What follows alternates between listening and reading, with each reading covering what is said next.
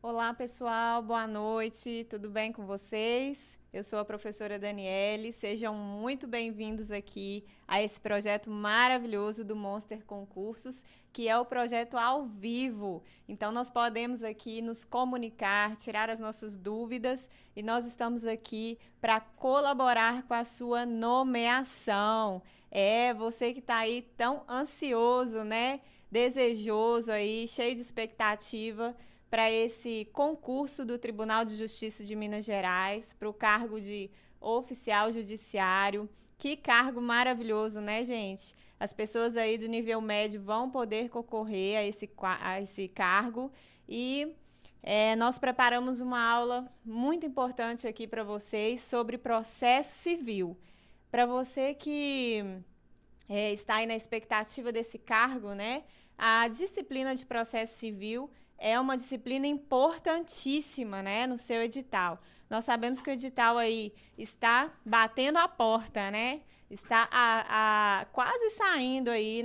O que nós sabemos, né, desse concurso do Tribunal de Justiça de Minas Gerais para esse nível médio, para o cargo de oficial? Nós sabemos que o edital pode sair a qualquer momento e está muito perto disso acontecer, porque a banca já foi definida, né? Não é uma banca muito grande, é MS Concursos, né? Mas é uma banca boa e por isso eu já vou adiantar aqui para vocês que dentro da disciplina de processo civil é muito importante que você leia a letra de lei. Essas bancas que são bancas tradicionais, como a MS Concursos, que fazem concursos muito regionais, municipais, são bancas que não tendem a fugir, né, da letra da lei seca mesmo ali. Então, como que eu estudo, né, professora, processo civil para esse concurso aí? Você deve assistir aqui as nossas aulas para tirar suas dúvidas. Talvez você nunca teve contato, né, com o processo civil. Então, assista às aulas aqui do Monster Concursos e pega o Código de Processo Civil mesmo. Já começo com essas dicas, né, a nossa aula aqui. Se você não tem o código impresso, aquele vademecum, né, que é um complexo de legislações, você pode baixar. Hoje em dia, eu confesso assim que é até mais prático você baixar a legislação, porque são muitas alterações normativas. Então, você vai aí no Google, coloca lá Código de Processo Civil de 2015, que é o atual, né? E aí vai abrir um site você abre o site do Planalto e já baixa, tá? Baixa essa legislação. E aí você assiste às aulas para tirar suas dúvidas, acompanhando a essa legislação, né? A leitura dos artigos mesmo dessa legislação. Bom, quando você fazer isso, eu acredito que você vai fazer isso agora, já vai abrir aí, se você não tem, abre, baixa do site do Planalto esse Código de Processo Civil, porque nós vamos começar com a aula de hoje já aqui do artigo 1º ao artigo 12 desse código, ok? Então, não adianta muito fugir por dois motivos. Pela banca que já foi designada aí, né, para aplicar essa prova, que é uma banca tradicional, e pelo cargo, né, meu querido, que você está aí desejoso de exercer. O seu cargo exige, sim, que você saiba os termos da lei. Então, eu aposto muito que nós não vamos ter muitas surpresas nessa prova, não. Então, vamos começar aqui do artigo 1º ao artigo 12. Vou passar um direcionamento aqui para as pessoas talvez que nunca teve contato com essas legislações e nem outras, né? Quando você pega uma legislação, você começa a ver ali o preâmbulo da legislação, né? Como que foi sancionada ali aquela legislação e quando você for baixar lá no Google, é a lei número 13.105 de 2015, que é a nossa lei de processo civil. E você vai ver que ela possui artigos, ela possui os incisos e ela possui também parágrafos na sua redação. Os artigos, só para você se organizar no seu pensamento, quando você começar a ler, né, a lei seca, os artigos, eles são referentes ao assunto central, né, daquele tema ali, do tema proposto, da ideia proposta ali naquele tópico. Então, os artigos, eles expressam a ideia central daquele tópico. Os incisos, eles são exemplos, enumerações e complementação do artigo. Então, por exemplo, se uma lei fala assim, é proibido fazer isso e isso e isso, 2 pontos. Número 1, dessa forma. Número 2, dessa forma. Então, os incisos, inciso 1, inciso 2, inciso 3, normalmente são enumerações que complementam, né, os artigos, a ideia central. O parágrafo único ou os parágrafos, que são aqueles números com aquele 2 S's na frente, assim, né? Parece 2 S's assim na frente. Tô tentando, assim, mais claramente aqui dizer para você se situar, né? Caso você não tenha aberto legislação aí na sua vida. Bom, esses parágrafos, eles são desenvolvimento daquele artigo ou eles podem ser também apresentação de exceções àquele artigo, ok? Então, vamos lendo e vamos desenvolvendo aqui a nossa aula e eu tenho certeza que você vai conseguir entender e você vai aí gabaritar processo civil na sua prova e vai chegar à sua nomeação, ok? Vamos lá. Quando você abre aí o seu Código de Processo Civil, você vai ver que ele começa se organizando, né, por livros, títulos, capítulos, subtítulos e tudo isso tem uma razão de ser. Quando você pega ali um livro, né, que está bem no tópico, assim, do código, ele já vai falar sobre o que vai tratar aquele livro todinho ali, né? Então, você vê, tem livro 1, tem livro 2, então, o código, ele é bem distribuído e bem organizado. Nós vamos começar, pessoal, do início, ok? Vamos começar do início, do livro 1. O livro 1, ele possui um título só, é um título único, né? Que fala sobre as normas fundamentais do processo civil. E ele tem 2 capítulos. Hoje nós vamos falar do capítulo 1. Então, do livro 1, do título único e do capítulo 1.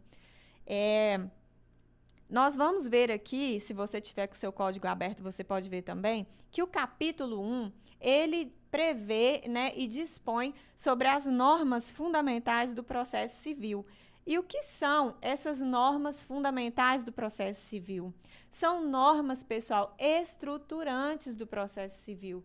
Então, são normas que dão base, fundamentação mesmo, para o Código de Processo Civil ser aplicado, né? Como vai ser aplicado, quais são os limites, né, do Poder Judiciário para a aplicação dessas normas e tudo isso. Bom, nós vamos ver aqui, vamos começar aqui com esse esqueminha.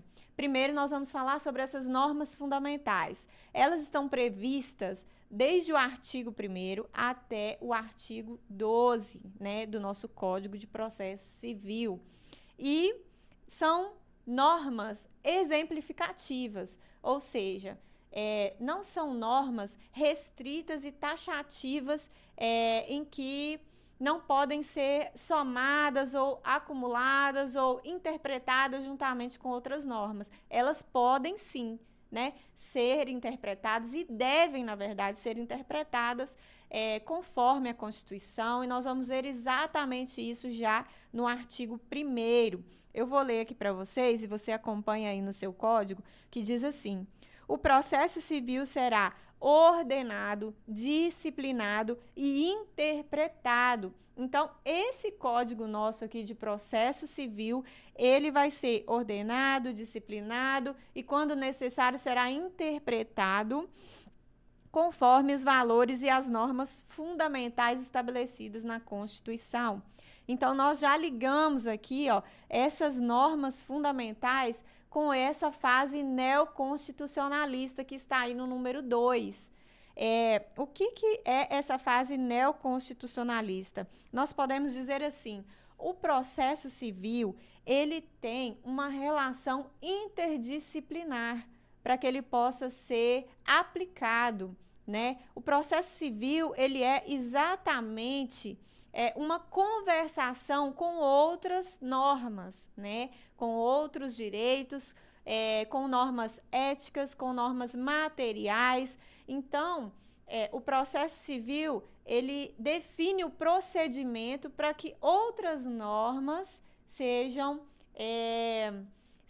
efetivadas. Então, por exemplo, se eu tenho uma questão de direito civil, se eu tenho uma lesão, né, se eu acho que eu estou lesionado em algum aspecto civil na minha vida, eu vou entrar com um processo e o direito processual civil é exatamente o que vai estabelecer como será esse processo. Então, ele é a descrição de procedimentos que darão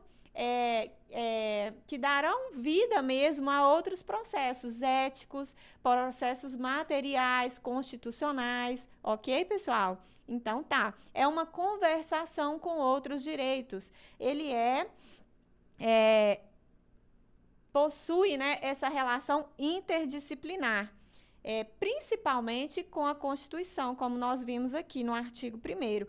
Por isso, hoje, se a sua prova disser que o processo civil tem uma fase, ou vive uma fase, ou tem relação neoconstitucional, você vai dizer que sim, né? Tem tudo a ver com o neoconstitucionalismo mesmo. O neoconstitucionalismo, pessoal, é uma fase em que é um estado, né, em que a norma ela vem reconhecer a força normativa da Constituição, a força normativa dos valores fundamentais expressos na Constituição. Então, que o processo civil, ele não pode jamais ser aplicado sem olhar para a Constituição, né? Para as normas fundamentais constitucionais. É isso que o artigo 1º vem dizer. Ali, na nossa Constituição, nós vimos estabelecido valores do devido processo legal, valores do contraditório, da ampla defesa, do juiz natural. Então, são princípios fundamentais que precisam ser observados quando nós olhamos aqui para a aplicação do processo civil, do procedimento, né, de um processo, ok? Então, tá. Vai gravando essas palavrinhas-chave aí. E como se dá, então, pessoal, o início do processo e o desenvolvimento do processo? A lei vem falar aqui no artigo 2º. Boa noite, pessoal. Prazer é nosso poder estar aqui com vocês, Dayana. Legal, vamos lá. Olha só, como se dá início a esse processo, né?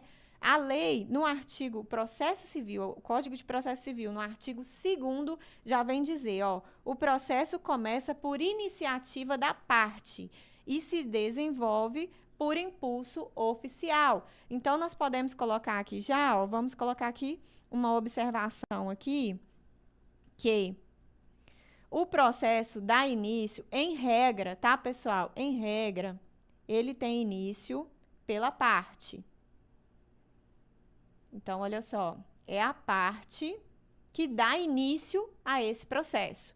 E ele se desenvolve, em regra, por impulso oficial. Eu prometo fazer um curso de caligrafia.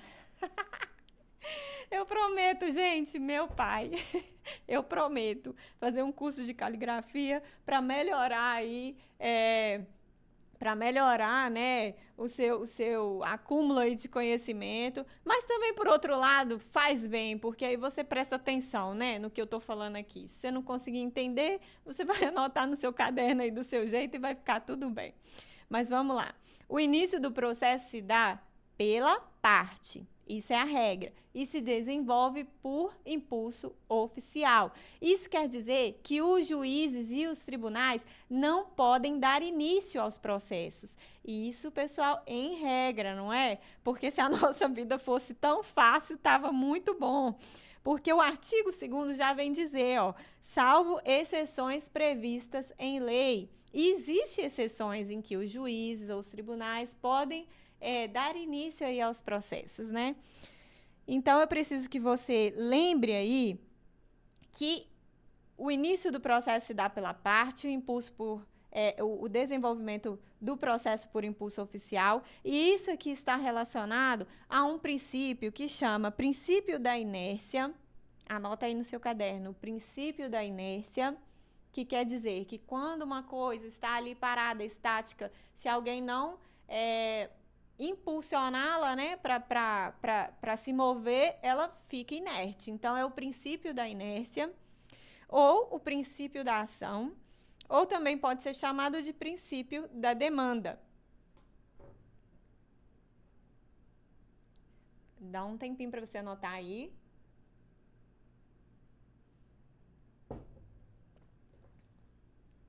E aí, pessoal, nós vimos que a própria lei já coloca aqui que existem algumas exceções. Eu vou citar aqui para vocês alguns artigos em que o juiz pode, de ofício, dar início a algumas questões, né? Então, toda vez que você lê aí na sua legislação, o juiz de ofício, o juiz de ofício, o juiz de ofício realizará isso, isso e isso, quer dizer que o juiz não precisa do impulso ou da provocação de ninguém para poder fazer aquilo. Ele oficialmente pode fazer sem a manifestação de qualquer outra pessoa. Então, o juiz pode, de ofício, vamos colocar aqui as nossas exceções.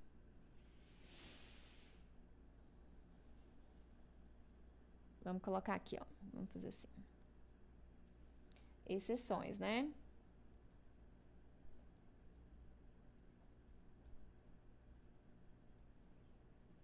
Exceções. Artigo 536.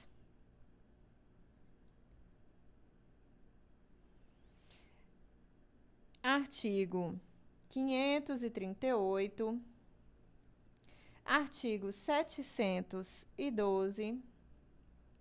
Artigo 730. Artigo 738. O artigo 536, ele diz que o juiz pode declarar, pode ordenar, né, uma tutela para o cumprimento de uma sentença de obrigação de fazer ou não fazer. Então, você imagina ali num processo, houve uma sentença no processo, uma sentença que declarava uma obrigação de fazer ou não fazer alguma coisa. E essa sentença não foi cumprida. Então, o juiz pode declarar uma tutela para que essa sentença seja cumprida, né? Quando se trata, então, aqui, ó, vamos colocar aqui, ó, obrigação de fazer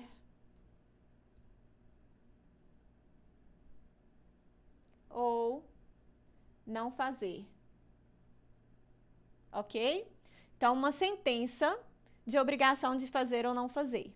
O juiz pode ali declarar sem provocação da parte. O artigo 538 fala sobre busca e apreensão ou imissão na posse para o cumprimento de entrega de coisa. Então, nos casos também de sentença de entrega de coisa, o juiz pode declarar ali a busca e apreensão de algum bem, ou ele pode declarar a imissão na posse de quem tem o direito, né, daquele imóvel ali, sem provocação da parte. O artigo 712 diz sobre a restauração de autos desaparecidos. Então, vamos colocar aqui, ó.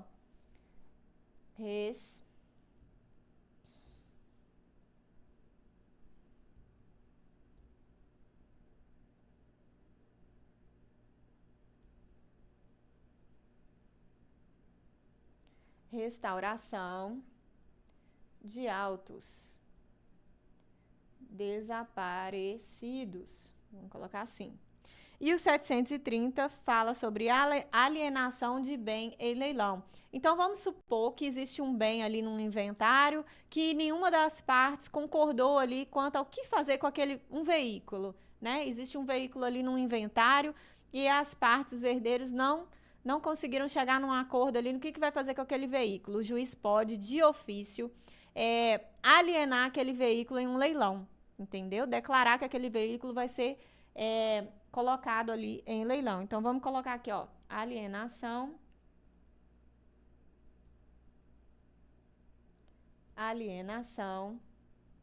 em leilão. Opa.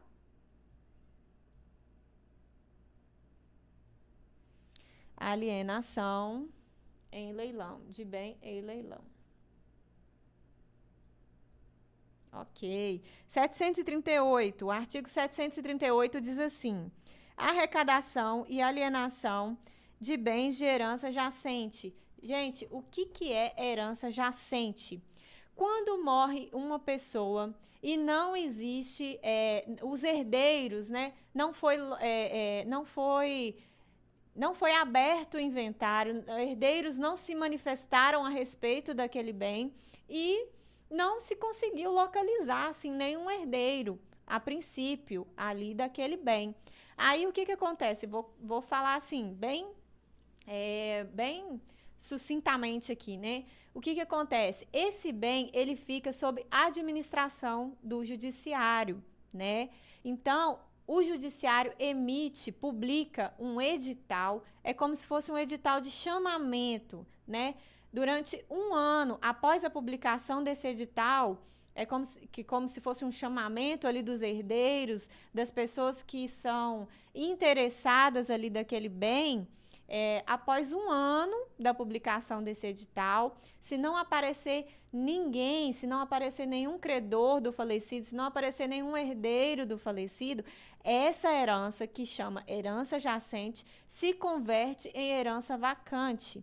Então, nesse período de herança jacente, que é esse período de um ano após a publicação do edital, esses bens podem ser arrecadados e alienados.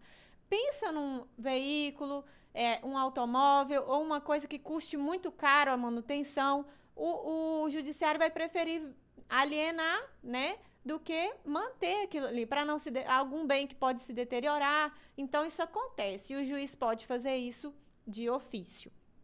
Bom, então vamos colocar aqui, ó, herança jacente, no caso de bens de herança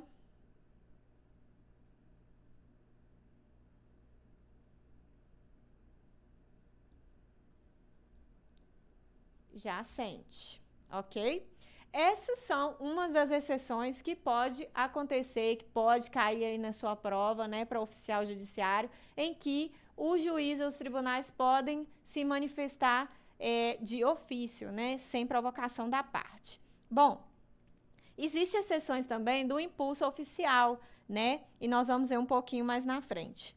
A gente precisa também falar, pessoal, de coisas muito importantes que daqui para frente todas estão respaldadas aqui em princípios, né, estabelecidos. Então, para finalizar aqui esse artigo 2º, que fala, né, sobre a regra da inércia, que só pode dar início ao processo pela parte, nós precisamos falar duas coisinhas importantes. Primeiro, essa regra de que o processo só se inicia por provocação da parte, ela não restringe a possibilidade da parte desistir do processo. Isso é, a parte, mesmo tendo dado início a esse processo, ela pode desistir do processo. E isso ocorre em algumas situações e algumas observações que nós devemos saber aqui, né? Por exemplo, até que momento esse pedido de desistência pode acontecer, né? E eu preciso ou não preciso da anuência do réu, da outra parte, para poder ter essa desistência da ação. Então, isso são coisas que estão previstas ao longo do processo aqui do Código de Processo Civil, não está aqui entre o artigo 1º e o 12, mas é importante a gente colocar aqui nesse momento. Então, você vai gravar que o processo, em regra, ele se dá por início, né, por iniciativa da parte. A parte pode desistir desse processo até a sentença. Então, anota aí no seu caderno. O momento que a parte pode solicitar, peticionar, né, esse pedido de desistência é até a sentença. Então, até a sentença, a parte pode apresentar o pedido de desistência da ação, ok? Só que, se esse pedido de desistência da ação for depois da contestação, isso é, depois que o réu já respondeu e se manifestou no processo, a parte vai precisar, o autor vai precisar que o réu concorde com a desistência. Então, tá, pensa aqui comigo, ó. Você deu início a uma ação, você entrou com um processo no judiciário. O réu, normalmente acontece isso, o judiciário vai realizar a citação do réu para que o réu se manifeste sobre os seus questionamentos, né, a sua inicial ali. Então, se você desistir antes que o réu se manifeste, você não precisa que ele concorde, ok? Você pode apresentar a sua petição de desistência e o réu não vai falar nada sobre aquilo. Agora, se você apresentar esse pedido de desistência depois que o réu já falou no processo, já se manifestou, o que chama contestação, você vai precisar que ele concorde com a sua desistência. Se ele não concordar, o processo continua. E aí, você só pode apresentar esse pedido de desistência até a sentença. Depois de declarada a sentença, você não pode mais apresentar o pedido, nem com nem sem anuência do réu, ok? Isso são coisas importantes que você precisa saber. Bom, sobre o desenvolvimento do processo, que ocorre por impulso oficial, né? Ali você apresentou o seu processo e tal. Essa citação, por exemplo, do réu, ela acontece por impulso oficial. É o próprio judiciário que realiza, né? E outras decisões também dentro do transcurso do processo é por impulso oficial. É o próprio juiz que emite despachos, emite decisões interlocutórias, emite solicitações para provas, para outras coisas, né? Sem que a parte tenha que solicitar. Então, isso que é o chamado impulso oficial. Só que existe uma exceção aqui dentro dos recursos. Os recursos, gente, são manifestações das partes que não concordaram ali com certa decisão do judiciário, né? Pode ser interlocutório, pode ser apelação ali da sentença. Então, são coisas que a gente vai ver lá na fase especial do processo civil. Mas, por hora, você precisa saber o quê? Que se desagradou, não concordou com alguma decisão ali dentro do processo, você pode mover recursos para aquilo, né? E os recursos, eles não são por impulso oficial. A parte que se sente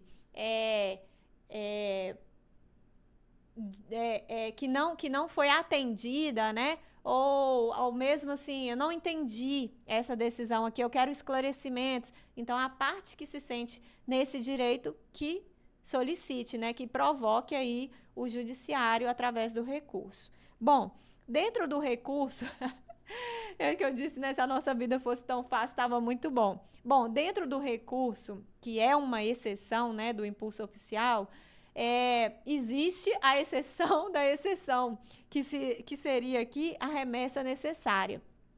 Existem decisões, gente, dentro do processo, que elas necessariamente têm que ser enviadas para a instância superior para ser avaliadas. É chamado de remessa necessária.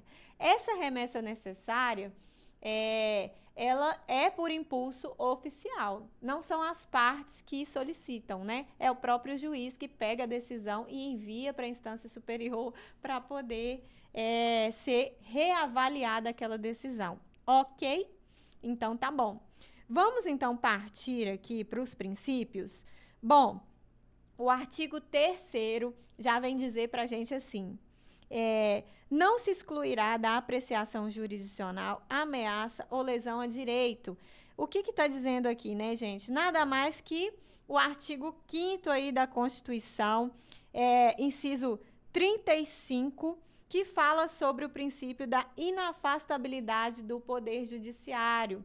É praticamente uma transcrição aí da Constituição Federal, que fala sobre esse princípio da inafastabilidade do Poder Judiciário. Então, a lei não pode vir e dizer assim, direito tal, ou se uma pessoa está se sentindo ameaçada de ser lesada em seu direito X, o Judiciário não vai atuar sobre essa lesão, sobre essa ameaça. Então, não pode surgir uma legislação limitando a atuação do Poder Judiciário aqui em cima de direitos, né? É isso que o artigo está dizendo. É o princípio da inafastabilidade do Poder Jurisdicional. Bom, e como eu falei com vocês, dentro desse artigo 3º, nós já vamos ver que, a regra é o princípio da inafastabilidade, certo? O Poder Judiciário, ele é obrigado, se ele for provocado ali, ele é obrigado a avaliar aquela situação ali. Porém, existe aí o parágrafo 1º. Como nós dissemos no início da aula, os parágrafos, eles podem ser desenvolvimento do artigo ou eles podem apresentar exceções, certo? Então, dentro do parágrafo 1º desse artigo 3º, que é a regra da inafastabilidade, nós já vamos ver aqui que o Código permite a arbitragem. O que é a arbitragem, gente? A arbitragem é quando as partes concordam que, se houver algum litígio ali, alguma discussão, algum conflito ali naquela questão, naquele contrato, eles vão resolver fora do judiciário. Eles vão resolver, eles estipulam em comum acordo ali, né, as partes maiores e capazes, estipulam ali um árbitro, uma pessoa imparcial para poder resolver aquele conflito. Então, a lei, apesar de determinar aqui a regra da inafastabilidade do Poder Judiciário, da atuação do Judiciário, ela prevê a possibilidade de solução dos conflitos por meio da arbitragem, ok? Desde que as partes aí sejam maiores, capazes, concordem, né, em estipular aí um árbitro para isso. O parágrafo 2º também diz sobre o Estado promover soluções consensuais e pacíficas, né? Nós podemos ver aí muito, né, usual a mediação, a conciliação, né? Nos processos, as primeiras audiências são audiências de conciliação. Então, assim, nos processos judiciais. Então, os métodos de solução consensual, eles devem ser estimulados por todos, né? Por todas as partes, pelo juiz, pelos advogados, pelos defensores, promotores, por todos, né? E é o que vai dizer também o parágrafo 3º, a conciliação, a mediação e todos os métodos, né, consensuais ali de resolver o conflito deve ser estimulado, porque hoje, gente, convenhamos, o judiciário está sobrecarregado, né? Sobrecarregado. E assim, quanto mais for aprimorado e também utilizado esses meios de solução consensual, até mesmo na advocacia, né? Isso faz bem para todos, para as partes, para o judiciário, né? Para os poderes e tudo. Então, vamos aqui no artigo 4º, que fala sobre o princípio. Vamos mudar aqui, ó. Então, nós já falamos do princípio da inafastabilidade do poder jurisdicional. Falamos aqui, vamos falar agora do artigo 4º da razoável duração do processo, ok? O artigo 4º diz assim: as partes têm o direito de obter em prazo razoável a solução integral do mérito, incluídas atividades satisfativas. Então, as partes ela têm o direito em tempo razoável. Nós sabemos assim que esse tempo para o judiciário, eu vou dizer assim, eu acredito até que é razoável, mas para a parte não é, né, gente? Você esperar aí 5 anos a solução de um processo, eu vou dizer assim, 5 anos é rápido, né? Tem processo aí de muito mais tempo. Então, assim, é a sobrecarga mesmo do Poder Judiciário, né, para decidir. Só que o Código de Processo Civil estabelece esse direito, que seja em tempo razoável a solução integral do mérito, né? Então, esse princípio existe, o princípio da razoável duração do processo ou da primazia do mérito, ok? O princípio da boa-fé processual ou princípio da boa-fé processual ou objetiva. Pode cair das duas formas na sua prova. Princípio da boa-fé processual ou princípio da boa-fé processual objetiva. O que quer dizer isso? Isso quer dizer que as partes dentro do processo, elas devem atuar com boa fé. As partes não podem, gente, começar a colocar empecilhos ali dentro do processo, apresentar provas que não existem, provas falsas, né, para confundir ali a decisão do juiz. Elas não podem ficar manifestando toda hora para que o processo se torne ainda mais moroso, mais lento, né, para que a decisão seja difícil de tomar uma decisão. Então, parte desse princípio da boa-fé processual. Todas as manifestações das partes, elas devem ser por boa-fé, ok? E o princípio da cooperação. Os sujeitos devem cooperar, né? Tá aqui no artigo 6º. Cooperar entre si, para que em tempo razoável a decisão justa, né, saia sobre aquele processo, ok? Então, já dizemos aqui, ó, sobre o princípio da boa-fé processual objetiva, o princípio da cooperação. Vamos falar aqui também o próximo, que é o princípio da igualdade ou isonomia processual. Vamos colocar aqui?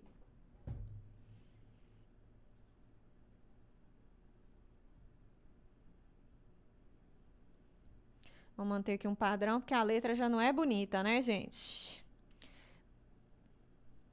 Igualdade. Princípio da igualdade ou isonomia processual. O que quer dizer esse princípio? Está no artigo 7º. Assegura que as partes sejam tratadas de forma igual, pessoal. As partes, ela tem que ser tratada pelos tribunais, pelos juízes, por todos de forma igual, né? Iguais direitos, iguais deveres, iguais ônus, né? Obrigações, responsabilidades, ok? Dentro do processo. Os meios de defesa, né, são iguais para todos. E os deveres, as sanções processuais, caso haja um ato de má-fé, então, devem ser tratados de forma igual, ok? Vamos lá. O artigo 8º fala que o juiz, esse artigo, gente, vocês devem tomar atenção aqui, tá? Presta atenção aí, olha aqui para mim, toma um cafezinho, levanta da cadeira, abre o olho.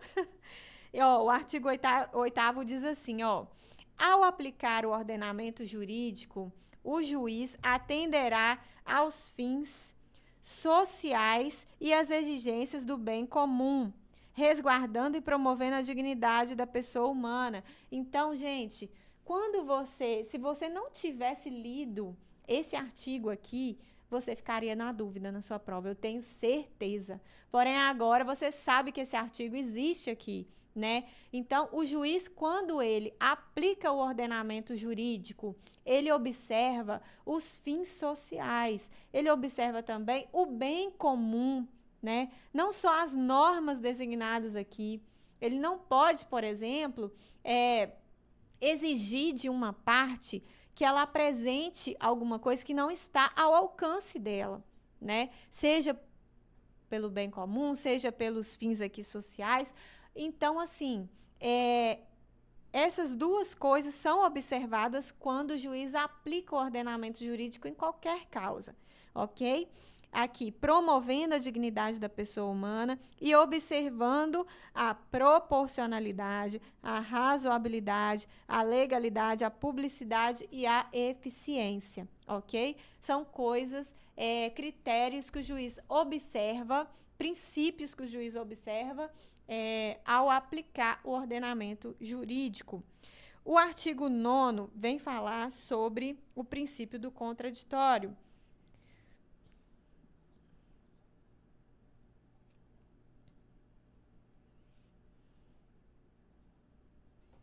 Vamos colocar aqui, ó, contraditório.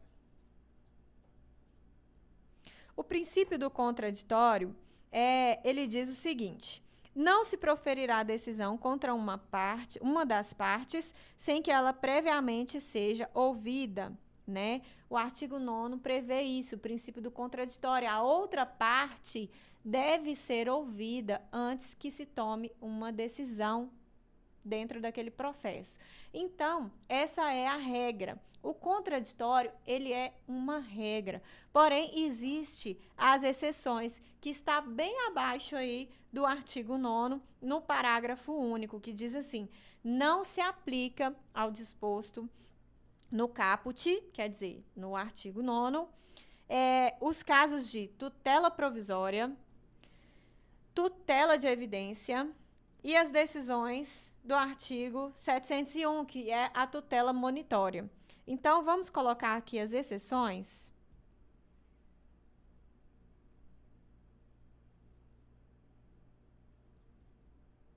São 3 exceções previstas aqui no contraditório do artigo 9º. É a tutela provisória de urgência,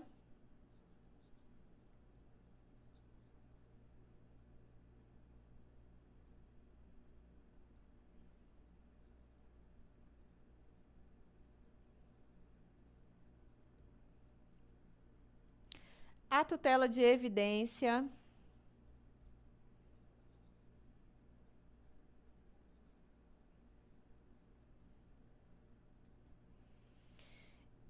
e a tutela monitória.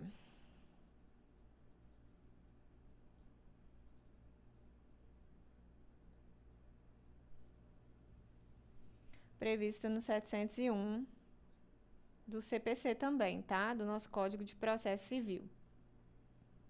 Bom, nesses 3 casos, o juiz não precisa ouvir previamente a outra parte para declarar uma decisão.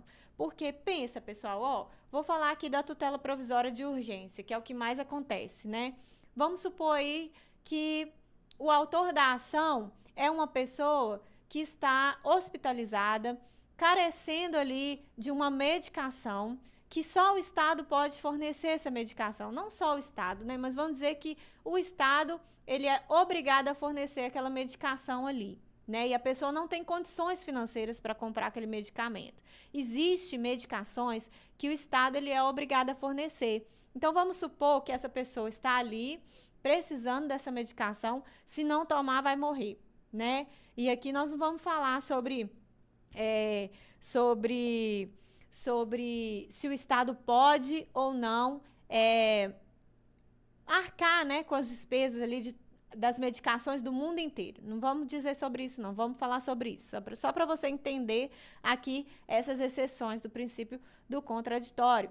Porque existem medicações que já estão declaradas que o Estado precisa fornecer. E a pessoa precisa da medicação e não consegue. Então, ela entra com uma ação e precisa tomar essa medicação rápido.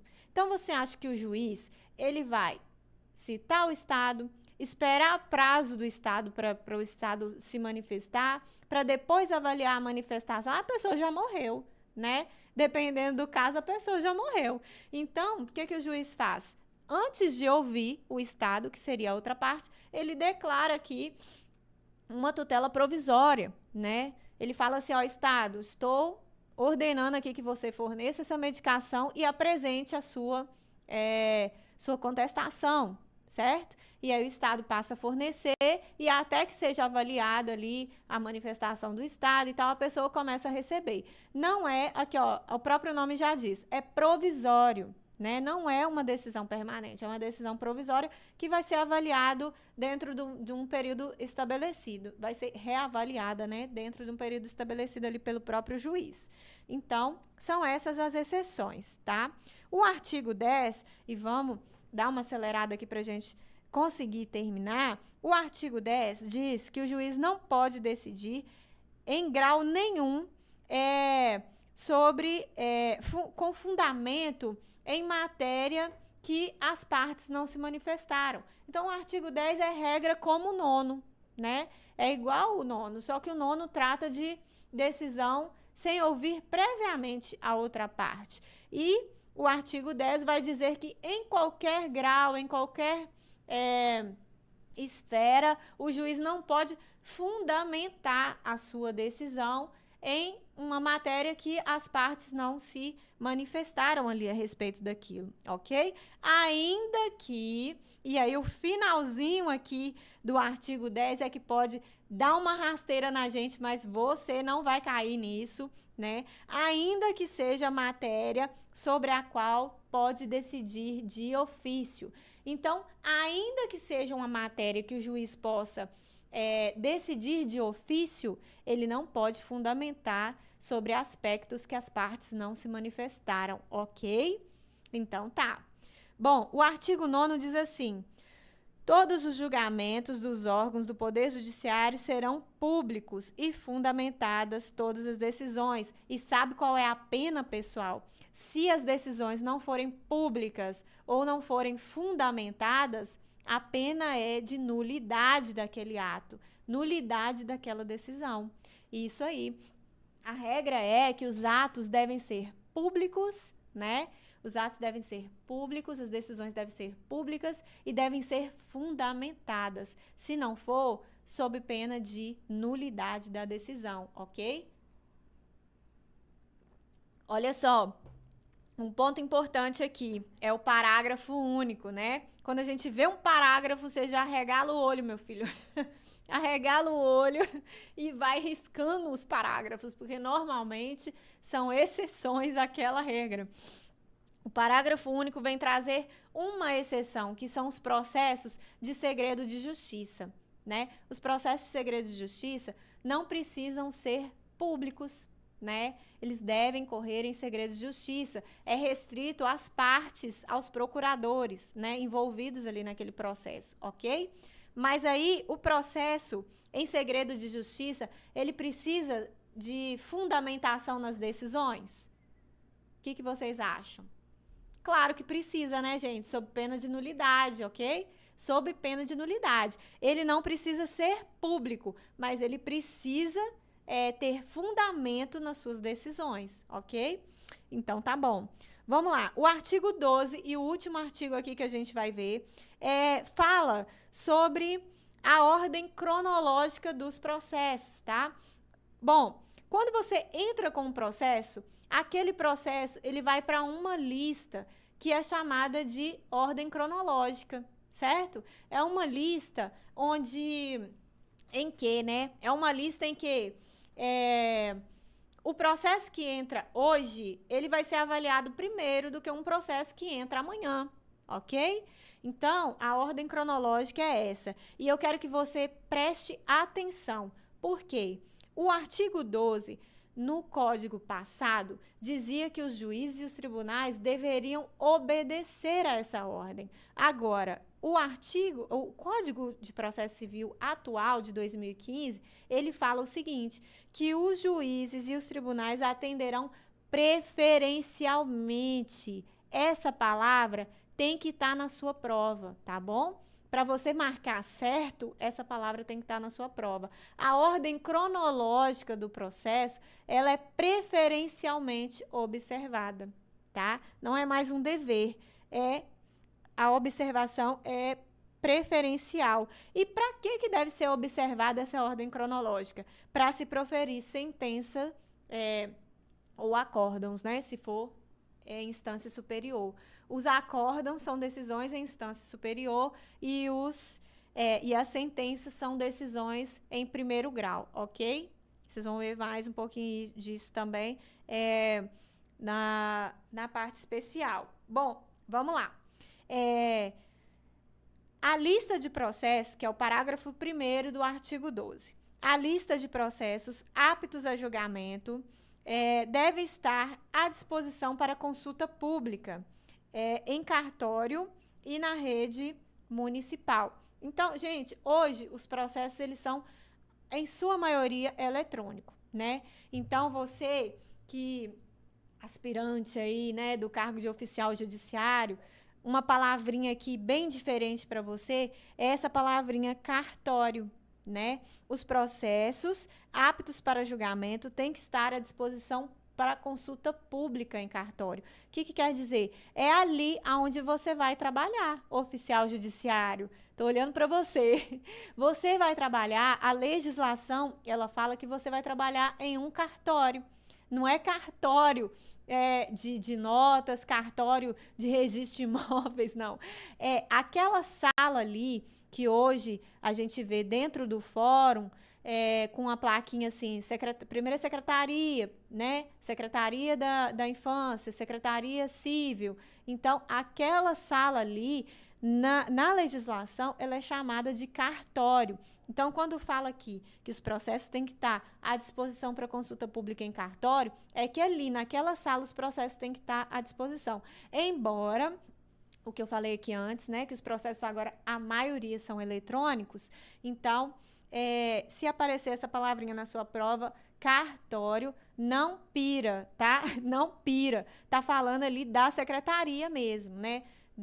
De onde você vai trabalhar. Se Deus quiser, né, gente? Se Deus quiser e você fizer a sua parte. Então, vamos lá. Parágrafo 2º aí do artigo 12.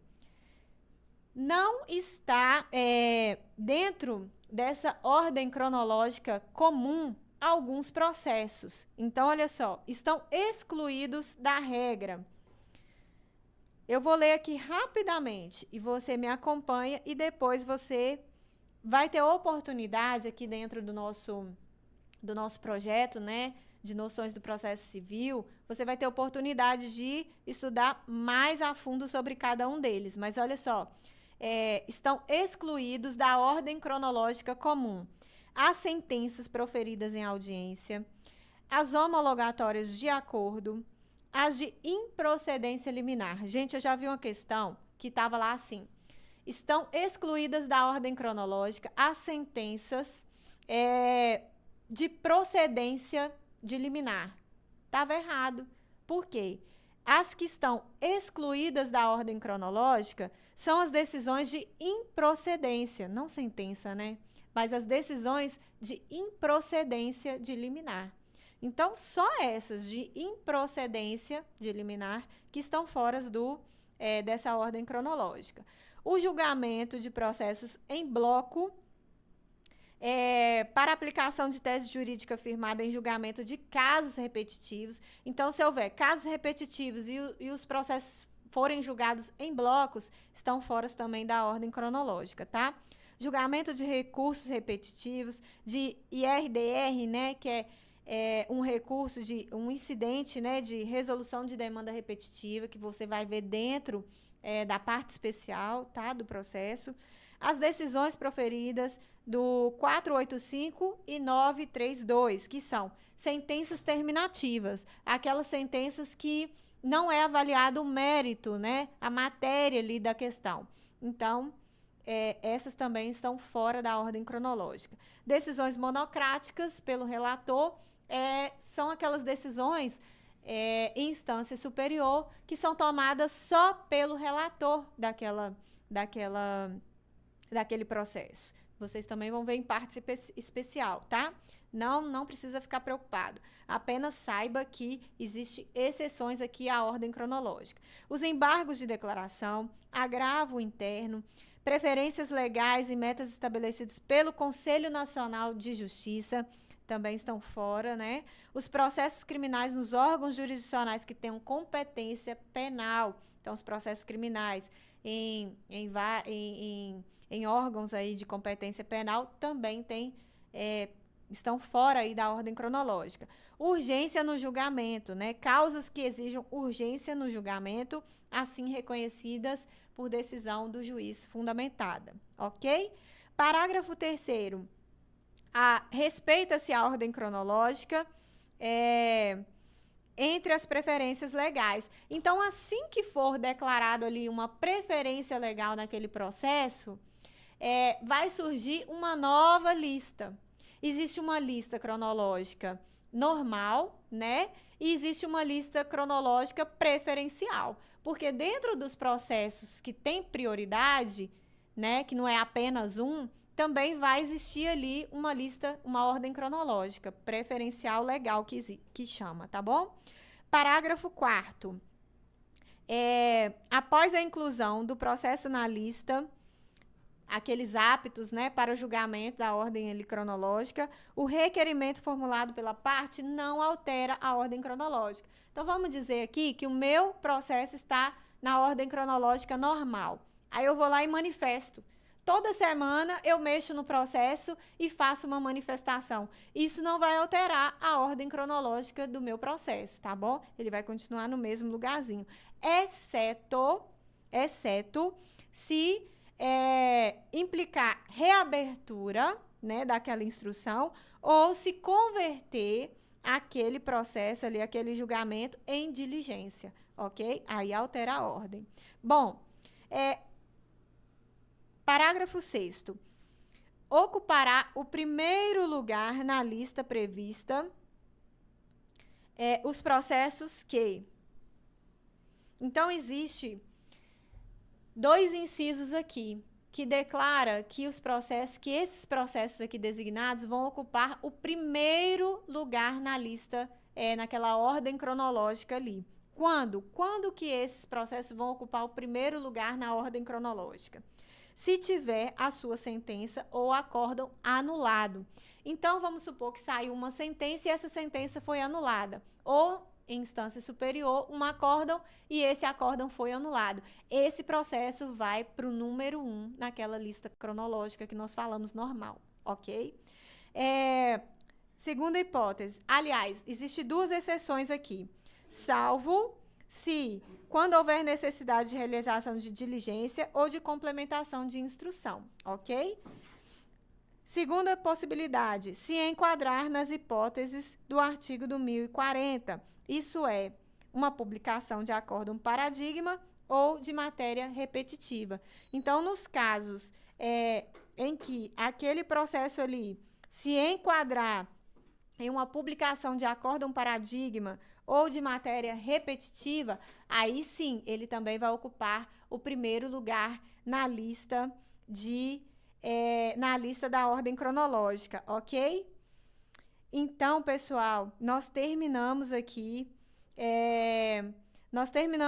né, o nosso estudo aqui sobre o processo civil, a nossa introdução aqui do nosso processo civil. Eu espero que vocês tenham gostado e espero ter esclarecido aqui, colaborado, né, para o seu aprendizado. E assim, pessoal, olha, será um concurso com muita expectativa mesmo, de muitas vagas. Tribunal de Justiça de Minas Gerais é um tribunal excelente, um tribunal grande, né? Onde a gente pode mesmo ter expectativa aí de muitas vagas, ok? E você é capaz, você vai conseguir, tá bom? Pega a legislação, né, agora, dá uma lida. Na verdade, eu aconselho você a abrir aí questões, né, na internet, abre aí questões, vai fazer questões para fixação dessa matéria, tá bom? E aí nós seguimos aí numa próxima aula para mais acúmulo aí de conhecimento, né? Os exercícios são ótimos para fixação, tá bom? Então, dessa forma, vendo as aulas aqui e lendo a legislação e fazendo exercício para fixação, você vai alcançar aí a sua nomeação. Eu quero ouvir sua mensagem depois, tá? Eu quero ver sua mensagem depois, dizendo que você foi nomeado, tá? Então tá bom, pessoal. Um abraço e até a próxima.